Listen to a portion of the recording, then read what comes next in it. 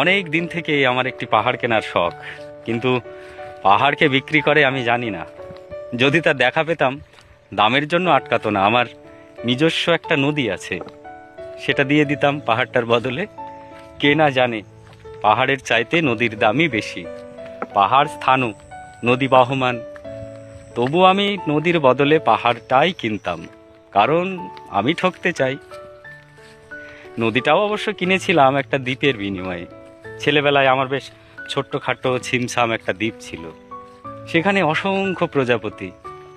শৈশবে দ্বীপটি ছিল আমার বড় প্রিয়। আমার যৌবনে দ্বীপটি আমার কাছে মাপে ছোট লাগলো। প্রবাহমান ছিপছিপে তন্নি নদীটি বেশ পছন্দ হলো আমার। বন্ধুরা বলল, ওইটুকু একটা দ্বীপের বিনিময়ে এত বড় একটা নদী পেয়েছিস, খুব জিতেছিস তো মাইরি। তখন জয়ের আনন্দে আমি বিহ্বল হতাম। তখন সত্যি আমি ভালোবাসতাম নদীটিকে। নদী আমার অনেক প্রশ্নের উত্তর দিত, যেমন, বলো তো আজ এখানে সন্ধ্যাবেলা বৃষ্টি হবে কি না? সে বলতো, আজ এখানে দক্ষিণ গরম হাওয়া, শুধু ছোট্ট একটা দ্বীপে বৃষ্টি।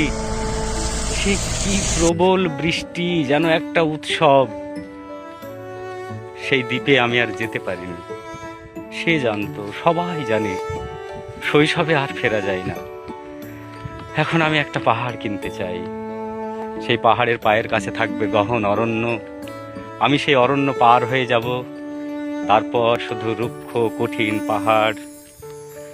একেবারে চূড়ায়, মাথার খুব কাছে আকাশ, নিচে বিপুলা পৃথিবী, চরাচরে তীব্র নির্জনতা। সেখানে আমার কণ্ঠস্বর কেউ শুনতে পাবে না। আমি ঈশ্বর মানি না, তিনি আমার মাথার কাছে ঝুঁকে দাঁড়াবেন না। আমি শুধু 10 দিককে উদ্দেশ্য করে বলবো, প্রত্যেক মানুষই অহংকারী। এখানে আমি একা, এখানে আমার কোনো অহংকার নেই। এখানে জয়ী হওয়ার বদলে ক্ষমা চাইতে ভালো লাগে। হে 10 দিক, আমি কোনো দোষ করিনি, আমাকে ক্ষমা করো।